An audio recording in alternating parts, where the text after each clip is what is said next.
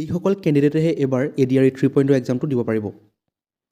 Hello' guys, আজিৰ এই ভিডিঅ'টোত মই আলোচনা কৰিম যে কোনে কোনে ADRE 3.0 এক্সামটো দিব পাৰিব, তাৰ এডুকেশ্যন কোৱালিফিকেশ্যন কি হ'ব লাগিব, তাৰ লগতে এইবাৰ যোনটো ADRE 3.0 হ'বলৈ গৈ আছে তাৰ চিলেবাছটো কেনেকুৱা ধৰণৰ হ'ব, বা আগতে যি চিলেবাছ আছিলে সেইটোৱে থাকিব নে কিছু সালসলনি হ'ব।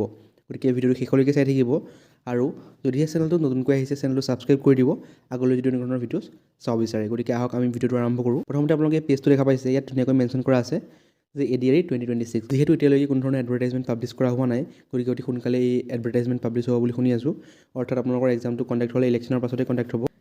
দেখা পাইছে ডিটেইলছত লিখা আছে ADRE 3.0 ডিটেইলছত পোষ্ট নেম গ্ৰেড 3 আৰু গ্ৰেড 4 টোটেল পোষ্ট এতিয়ালৈকে নটিফাই কৰা হোৱা নাই। তাৰপিছত আপোনালোকৰ দেখা পাই যে এমপ্লয়মেণ্ট এক্সচেঞ্জ, আপোনালোকৰ এমপ্লয়মেণ্ট এক্সচেঞ্জ থাকিব লাগিব। যদিহে আপোনালোকৰ এতিয়ালৈকে এমপ্লয়মেণ্ট এক্সচেঞ্জ নাই, অৰ্থাৎ নাম ভৰোৱা নাই, অতি সোনকালে আপোনালোকে ভৰাই লওক। তাৰপাছত আপোনালোক অসমৰ পাৰ্মানেণ্ট ৰেচিডেণ্ট হ'ব লাগিব এপ্লাই কৰিবৰ কাৰণে। এতিয়া চাওঁ আহক এডুকেশ্যন কোৱালিফিকেশ্যন কি হ'ব লাগিব। দেখা পাইছে ADRE গ্ৰেড 3 ভেকেঞ্চিছৰ কাৰণে যোনটো আপোনালোকৰ বেচেলৰ ডিগ্ৰী আছে তাৰ আণ্ডাৰত আৰু কেইটামান কেটেগৰিজ আছে, মই কৈ দিম কি কি কেটেগৰিজ আছে। তাৰ লগতে আপোনালোকৰ গ্ৰেড 3 কাৰণে এডুকেশ্যন কোৱালিফিকেশ্যন আপোনালোকৰ 3 টাইপছ অফ ভেকেঞ্চিজ আছে। গতিকে ভিডিঅ'টোত পাছলৈ ডিছকাছ কৰিম কি ভেকেঞ্চিজ হয় এইবোৰ। প্ৰথমতে চাওঁ আহক বেচেলৰ ডিগ্ৰীৰ কাৰণে কি আছে। ফাৰ্ষ্টটো হ'ল যে আপোনালোকৰ যদিহে BA, BSc, BCom আছে। ছেকেণ্ড কেটেগৰীটো হৈছে বেচেলৰ ডিগ্ৰী আণ্ডাৰত the candidate who have bachelor degree with a computer certificate or diploma of a minimum 6 months duration from a recognise institute. যদিহে আপোনালোকৰ বেচেলৰ ডিগ্ৰীও আছে তাৰ লগতে কম্পিউটাৰ চাৰ্টিফিকেট আছে মিনিমাম 6 মাহৰ, আপোনালোকৰ কাৰণে আৰু কেইটামান অপশ্যনছ বাঢ়ি যাব। তাৰ পাছত দিয়া আছে the candidate who have a bachelor degree with a computer certificate diploma of a minimum 6 months duration and stenography certificate from a recognise institute.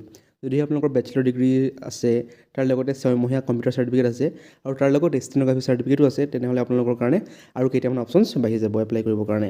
তাৰপাছত দিয়া আছে the candidate who have bachelor degree in library sciences with a computer certificate minimum 6 months duration from a recognise university.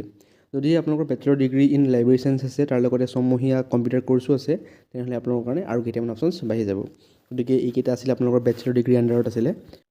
তাৰপাছত আহি গ'ল আপোনালোকৰ class 12 লেভেলৰ the candidate who have pass the HS or equivalent examination. The candidate who have pass the HS or equivalent examination. যদি আপোনালোকে HS pass কৰিছে, তাৰ লগতে ছেকেণ্ডটো হৈছে the candidate who have passed HS examination science. যদি আপোনালোকে ছায়েন্স ষ্ট্ৰীমৰ পৰা হয় তেনেহ'লে আপোনালোকৰ আৰু কেইটামান অপশ্যনছ বেছি থাকিব।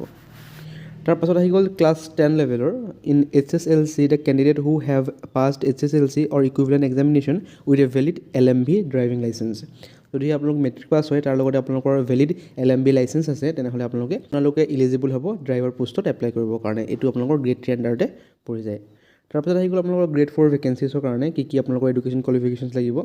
প্ৰথমতে আহি গ'ল যে in ADRE there are 3 types of vacancies under grade 4 categories whose educational qualification details are given below. প্ৰথমটো দিয়া আছে যে ক্লাছ 8 লেভেলৰ কাৰণে the candidate who have read up to class 8 are eligible for this vacancies. গতিকে class 8 pass হয় তেনেহ'লে আপোনালোকে গ্ৰেড 4 ভেকেঞ্চিজত এপ্লাই কৰিব পাৰিব যি পোষ্টৰ কাৰণে ইলিজিবল হয়। তাৰপাছত দিয়া আছে যে ক্লাছ 10 লেভেলৰ the candidate who have passed class 10 or equivalent examination are eligible for this vacancies. Grade 4 ভেকেঞ্চিজৰ কাৰণে আপোনালোকে যদি ক্লাছ 10 পাছ কৰিছে তেনেহ'লে আপোনালোকে এপ্লাই কৰিব পাৰিব। আৰু ক্লাছ 10 উইথ ITI পাছ কৰা সকলৰ কাৰণেও গ্ৰেড 4ত যথেষ্ট ভেকেঞ্চিজ ওলায়। গতিকে এইকেইটা আছিলে আপোনালোকৰ গ্ৰেড 3 আৰু গ্ৰেড 4 এডুকেশ্যন কোৱালিফিকেশ্যনৰ ডিটেইলছ। এতিয়া আমি চাওঁ আহক যে আপোনালোকৰ এজ লিমিট কিমান হ'ব লাগিব এই এক্সামটো দিবৰ কাৰণে। দেখা পাইছে age limit the candidate age must be between 18 and 40 years age of the cut off date mention in the official notification. গতিকে আপোনালোকৰ এজ 18ৰ পৰা 40 years আণ্ডাৰত হ'ব লাগিব, তাতকৈ বেছি হ'ব নোৱাৰিব। আৰু ইয়াত আপোনালোকৰ এজ ৰিলেক্সেশ্যন আছে, চাব পাৰিছে কেটেগৰী ৱাইজত দিয়া আছে। চিডিউল কাষ্টৰ কাৰণে ৰিলেক্সেশ্যন 5 years আছে, চিডিউল ট্ৰাইবৰ কাৰণে 5 বছৰ আছে, OBC MOBCৰ কাৰণে 3 বছৰ আৰু এক্স ছাৰ্ভিচমেনৰ কাৰণে 2 বছৰ। তাৰ লগতে PWD কেণ্ডিডেট আছে সেইসকলৰ কাৰণে 10 বছৰৰ এজ ৰিলেক্সেশ্যন দিয়া আছে। গতিকে এইটোৱে আপোনালোকৰ এজ লিমিট হয় এপ্লাই কৰিবৰ কাৰণে। এতিয়া আমি চাওঁ আহক যে ADRE গ্ৰেড 3 আৰু গ্ৰেড 4ৰ চিলেবাছটো কেনেকুৱা ধৰণৰ হয় বা কি টপিক্সৰ ওপৰত ইয়াত কুৱেশ্যনছবোৰ সোধা হয়। গতিকে দেখা পাইছে এই পেজটোত ADRE syllabus for grade 3 and grade 4 post. এইটো আপোনালোকৰ আড্ডা 24/7ৰ পেজ হয়, মই তাৰ পৰা আপোনালোকক দেখাই আছোঁ। Assam direct recruitment syllabus for social ষ্টাডিজৰ কাৰণে আপোনালোকে কি পঢ়িব লাগিব। হিষ্ট্ৰীৰ পৰা ancient medieval and modern Indian history পঢ়িব লাগিব, ফ্ৰীডম ষ্ট্ৰাগল পঢ়িব লাগিব। আছাম হিষ্ট্ৰীটো মেইন হয়, আপোনালোকে আছাম হিষ্ট্ৰীত বেছি ফ'কাছ কৰিব। আহোম ডাইনেষ্টি আৰু তাৰ লগতে যিবোৰ ইম্পৰ্টেণ্ট টপিক্স আছে আছাম হিষ্ট্ৰীৰ পৰা সেইবোৰ আপোনালোকে পঢ়িব লাগিব। তাৰ লগতে আপোনালোকৰ important dynasties and their contribution এইটো চাব লাগিব, cultural heritage of Assam and India এইটো চাব লাগিব ভালদৰে, জিঅ'গ্ৰাফিত আপোনালোকে physical geography of India and the world চাব লাগিব, economic and social geography of India, geography of আছামটো মষ্ট ইম্পৰ্টেণ্ট হয়, আপোনালোকৰ আছামৰ জিঅ'গ্ৰাফিৰ বিষয়ে যথেষ্ট কুৱেশ্যন ইয়াত অহা দেখা যায়। তাৰপাছত ক্লাইমেট ছইল ভেজিটেশ্যন আহে, তাৰপাছত natural resources and their distribution পৰা বহুত কুৱেশ্যন সোধে, চিভিক্সৰ ওপৰত কুৱেশ্যন আহে, Indian constitution, political system and governance, Panchayati Raj, public administration, rights and duties of citizens, ইকনমিক্সৰ পৰা আপোনালোকৰ বেছিক ইকনমিক্স কনচেপ্ট, আপোনালোকৰ ইকনমিক্সৰ যথেষ্ট টান টপিক্স নাহে, যিবোৰ বেছিক কনচেপ্ট আছে সেইবোৰৰ পৰা কুৱেশ্যন আহে, ইণ্ডিয়ান ইকনমিৰ ওপৰত কুৱেশ্যনছ আহে, তাৰ লগতে ইকনমিক প্লেনিং ইন ইণ্ডিয়া, তাৰ লগতে agriculture, industry and services, economic reforms and policies, এইবোৰৰ পৰা আপোনালোকৰ ইকনমিক্স ভাগটোৰ পৰা কুৱেশ্যন সোধা হয়। তাৰপাছত আপোনালোকৰ general awareness, general knowledge and current এফেয়াৰ্ছৰ পৰা যথেষ্ট কুৱেশ্যন অহা দেখা যায়। প্ৰথমতে আহি গ'ল আপোনালোকৰ বুকছ এণ্ড অথৰ্ছ, আপোনালোকৰ বুকৰ নাম সুধিব বা তাৰ অথৰৰ নাম সুধিব, নিউ ইনভেনশ্যনৰ বিষয়ে কুৱেশ্যন আহে, নেশ্যনেল নিউজ অৰ্থাৎ যোনবোৰ কাৰেণ্ট এফেয়াৰ্ছ, যোনবোৰ ইম্পৰ্টেণ্ট টপিক্স হয় বা ট্ৰেণ্ডিং টপিক হয় সেইবোৰৰ ওপৰত কুৱেশ্যন আহে, তাৰ লগতে ইণ্টাৰনেশ্যনেল ইছ্যুজ যেনেকৈ আপোনালোকৰ ৱাৰৰ ক্ষেত্ৰত হওক সকলোবোৰ কুৱেশ্যন ইয়াত সোধা যায়। নেশ্যনেল এণ্ড ইণ্টাৰনেশ্যনেল কাৰেণ্ট এফেয়াৰ্ছৰ বিষয়ে যথেষ্ট কুৱেশ্যন আহে, ইম্পৰ্টেণ্ট ডেটছ আহে, হিষ্ট্ৰী এণ্ড কালচাৰ আহে, history of India, famous artist আহে, টুৰিজিম স্পটছ অফ হিষ্টৰিকেল ইম্পৰ্টেঞ্চৰ বিষয়ে যথেষ্ট কুৱেশ্যন অহা দেখা যায়। তাৰপাছত আপোনালোকৰ জিঅ'গ্ৰাফি অফ ইণ্ডিয়াৰ পৰা যথেষ্ট কুৱেশ্যন অহা দেখা যায়, চাইণ্টিফিক অবজাৰভেশ্যনৰ পৰা কুৱেশ্যন আহে, ৱৰ্ল্ড অৰ্গেনাইজেশ্যনৰ পৰা কুৱেশ্যন আহে, ফেমাছ প্লেচেছ অফ ইণ্ডিয়া, আপোনালোকে যিবোৰ টপিক্স ইয়াত দেখা পাই আছে সকলোবোৰৰ পৰা আপোনালোকে টপিক্সবোৰ পঢ়িব পাৰে, অৰ্থাৎ এইবোৰ সকলোবোৰেই ইম্পৰ্টেণ্ট হয়। আপোনালোকক যদি এই পেজ দুটা লাগে মই আপোনালোকক চেণ্ড কৰি দিম, আপোনালোকে কমেণ্ট কৰিব।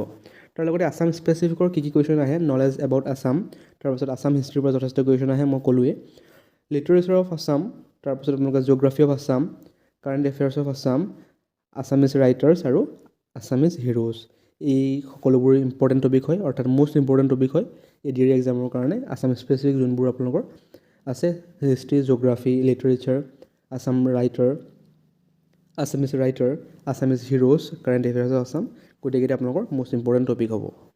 তাৰপাছত আপোনালোকৰ লেংগুৱেজ এণ্ড গ্ৰামাৰৰ পৰা যথেষ্ট কুৱেশ্যন আহে, আপোনালোকে চাই ল'ব পাৰে কি আছে, যে idioms and phrases, active and passive voice rules, rules of list of conjunctions, cloze test, list of one word substitution, sentence correction questions, letter writing format, precis writing, reading comprehension, spotting the error, rules of tenses, list of prepositions, list of synonyms and antonyms, list of rules of prepositions. তাৰপিছত আপোনালোকৰ quantitative এপ্টিটিউডৰ পৰা question আহে, time and speed আপোনালোকৰ যিবোৰ আছে,